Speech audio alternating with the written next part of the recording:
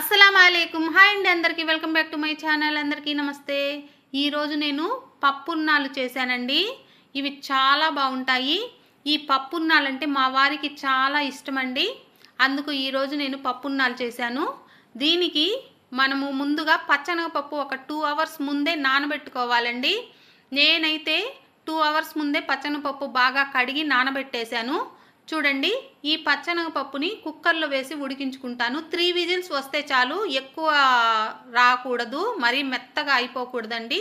3 whistles వస్తే చాలు.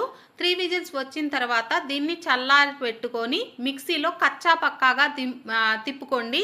ఈ వాటర్ అంతా వంపేసేయండి, వాటర్ ఉండకూడదు. అలాగే బెల్లం తీసుకోవాలి. నేను 1/2 కిలో పచ్చనగపప్పు తీసుకున్నాను కాబట్టి బెల్లం కూడా 1/2 కిలోనే తీసుకున్నానండి. ఈ బెల్లము కరిగేంత వరకు కొద్దిగా వాటర్ పోసి మనం ఉడికించుకోవాలి. పాకం రావాల్సిన అవసరం లేదు.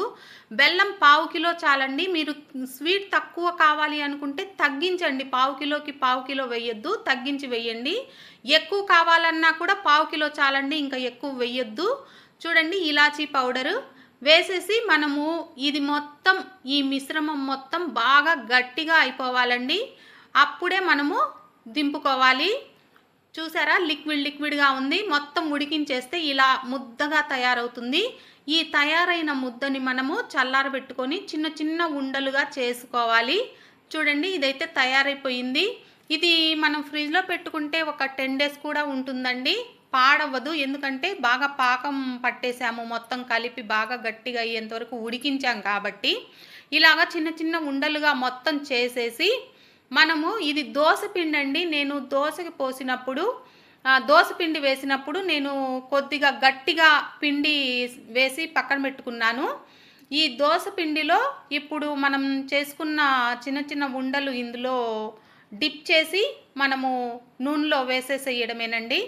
ఇవి చాలా బాగుంటాయి. ఎక్కువ మనకు పెళ్ళిళ్ళల్లో ఇవి వేస్తుంటారండి. చాలా టేస్ట్గా ఉంటాయి తినడానికి. చూడండి, ఇలాగా డిప్ చేసి మనము ఆయిల్లో వేసేసేయడమే. నేను ఇందులో సోడా ఉప్పు వేయలేదండి.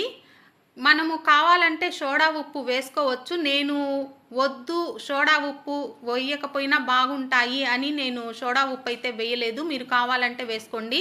ఈ దోసపిండిలో కొద్దిగా సాల్ట్ మాత్రమే కలిపి ఈ ఉండలు ఇందులో డిప్ చేసి వేసేస్తున్నానండి.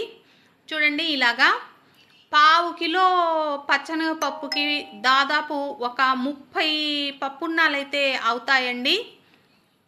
చూడండి, ఈ సైజ్ అయితే చేసుకున్నాను నేనైతే. చూడ్డానికి బోండాలాగే ఉంటుంది, కానీ చాలా బాగుంటాయండి తినడానికి. ఇవి వేడిగా తినొద్దు, చల్లారిన తర్వాతనే తినండి. అప్పుడే దాని టేస్ట్ మనకు తెలుస్తుంది. వేడిగా తింటే టేస్ట్ తెలియదండి అస్సలు. చూడండి, 1 బై 1 ఇలాగా అయితే వేసేసుకుంటున్నాను నేను. మీరందరూ కూడా ఒక్కసారి ట్రై చేయండి. చూసారా ఎంత బాగుందో. Thank you.